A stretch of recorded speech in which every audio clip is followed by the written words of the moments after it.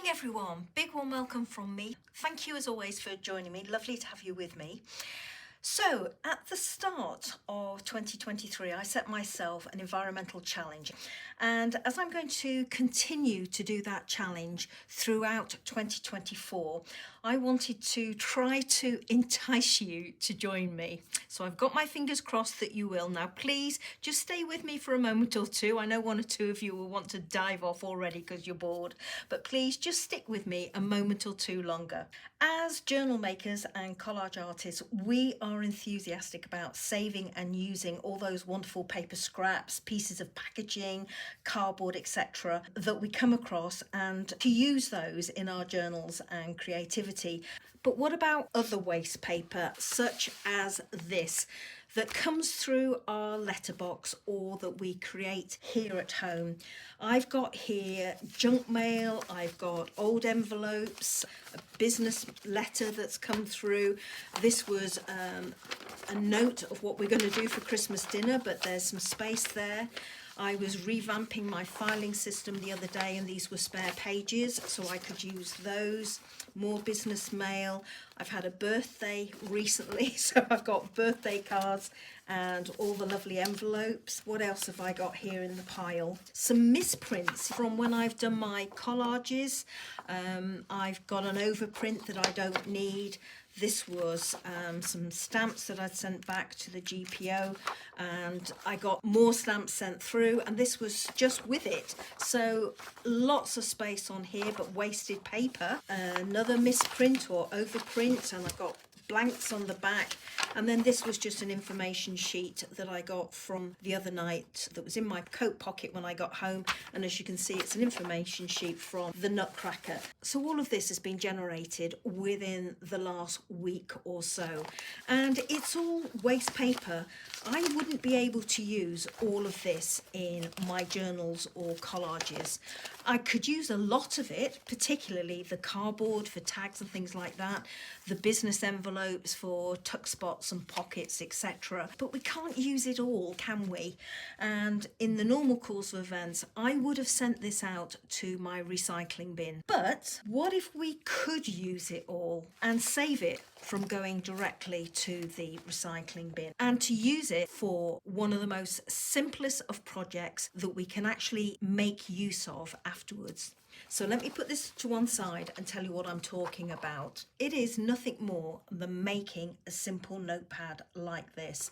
We have one of these at home, and it's just a simple notebook with a little ring fastener at the top, piece of elastic round, and this is invaluable. We must use this every single day here at home to write out shopping lists on, to write out quick notes to each other, nipped out to go and get a paper.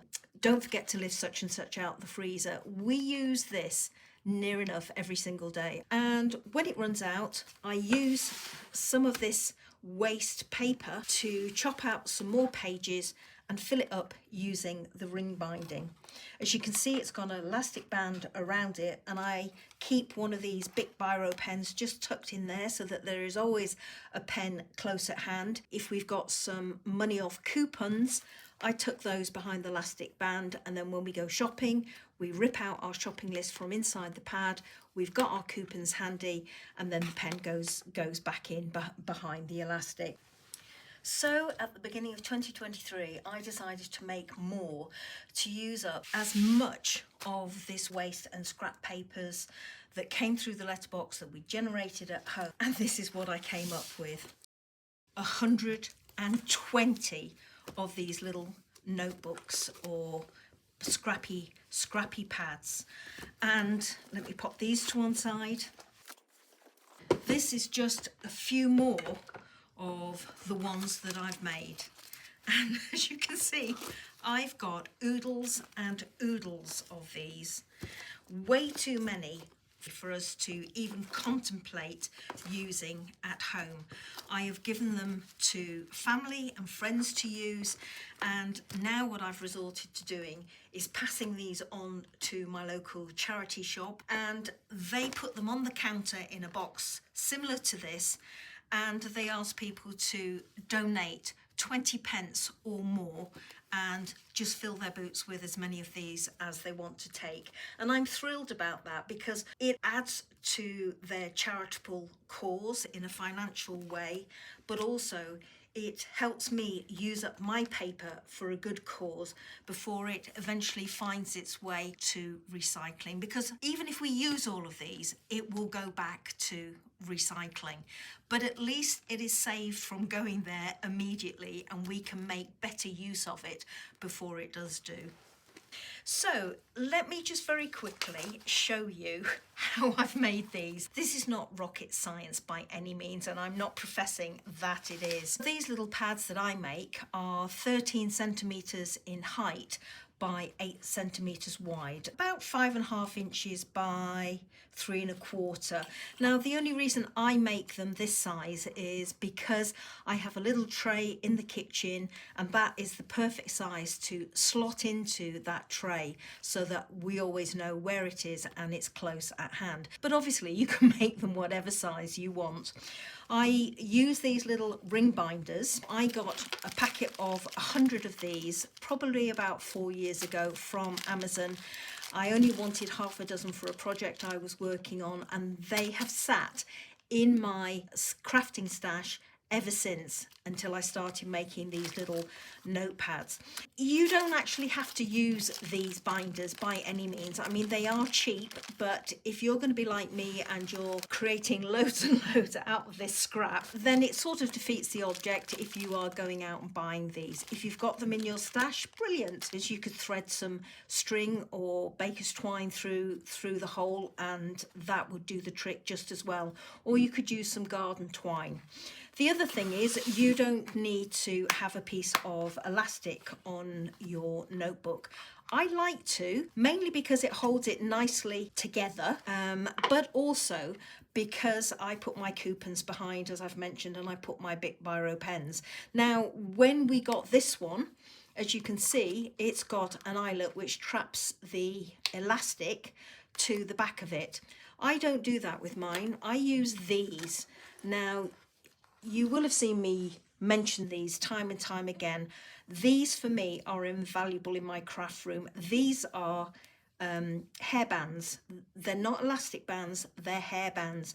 I use these all the time to wrap around wrapping paper, my rolls of handmade paper, to keep my laces together. If I've made half a dozen journaling cards that I want to keep together, then I will use these. And as you can see, I always have a stash of these. Now, if you look carefully, you can find these dirt cheap. I get a packet of about 50 for £1. And I've always got a stack of these tucked away, and I use these, like here, to wrap around and keep my little notepads secure. I also use packaging on the front of my little notebooks. It makes them a little bit more durable. As you can see, this is quite heavyweight plastic on this one, but reuse packaging, acetate, anything like that to go on the front, and that's what I use on mine. I also use some of my misprints or overprints from projects that I've been doing to make covers for them. This one came from a magazine, as you can see. That was an overprint. You might recognise that from one of my Margaret Millers, and these were some old postcards. The ones I've got at the back here are some prints that I did on my jelly plate. I won't use those for my crafting, but I will use them as covers. And then this is just some lightweight cardstock from the front cover of an old council's notebook, and I've just used that, punched a hole in it, and I will use that as a cardboard backing. This is one that I'm working on at the moment. As you can see, I've got my acetate on the front, I've got an overprint here onto some photo paper, and then I've just got some scraps of paper that have been recycled, and as I get more papers I will put them in behind there. So let me just very quickly show you what I do.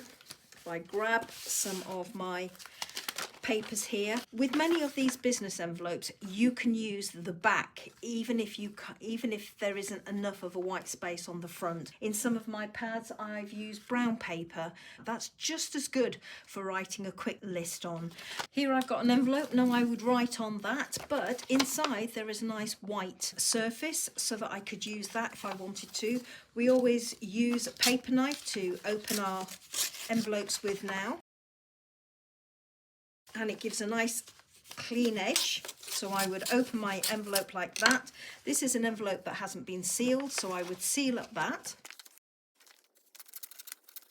Usually get these areas on your envelopes at either side where they're not fixed. Sometimes they are, sometimes they aren't. I normally just put a dab of glue there like that.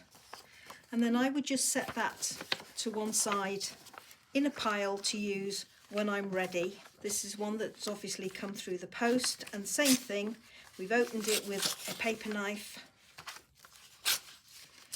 Just open up all the other seams. If necessary, put a dab of glue like that. You don't even have to put this dab of glue if you don't want to. You might trim your piece so that you don't use that portion up there. And as I say, I would just go through all my pile like this, using up the bits that I want. With things like this, I would use that as a front image perhaps, or I would use this blank inside portion here as a writing area in the middle of one of my notepads. Here, as I said before, I've got a business envelope. This I would say would be a little bit too dark to write on. You might not think so and would want to use it. I probably wouldn't, but I've got enough of an area there that I can use.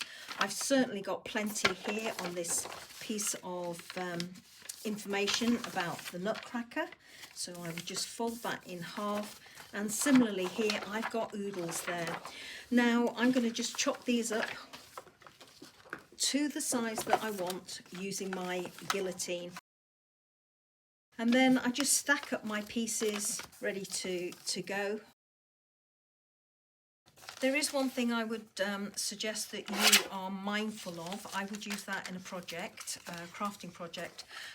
Sorry, going back to what I was saying. The one thing I would ask you to be mindful of, if you are going to be handing out these little notepads to your local charity shop or to friends or neighbours, then you might want to just make sure that what you're using or what is on the reverse is not going to be giving away personal information about you.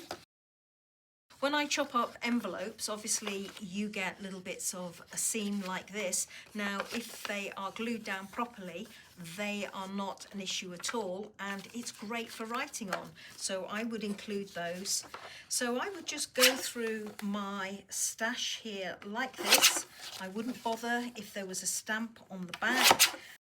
Those eagle-eyed amongst you will have noticed that I've got a little pile here of scraps. Now, you can't use everything as much as we'd like to. If you make paper, you might want to use this for your paper pulp.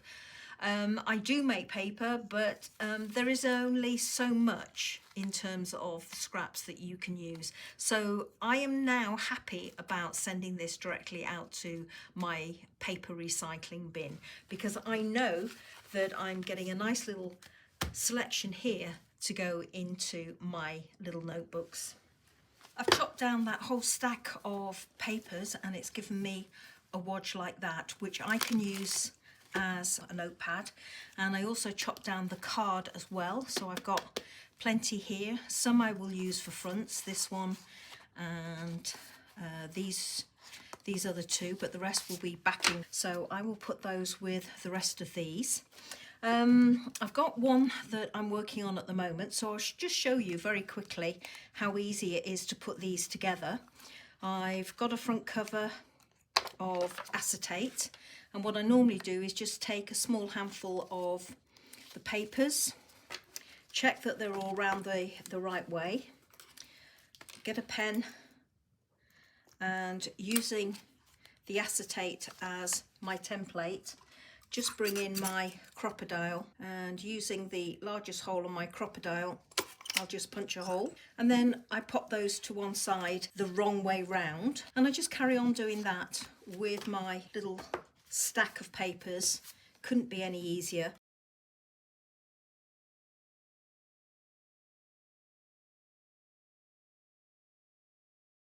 I'll then choose one of my pieces of card to go on the back, and then just start putting the little sections of paper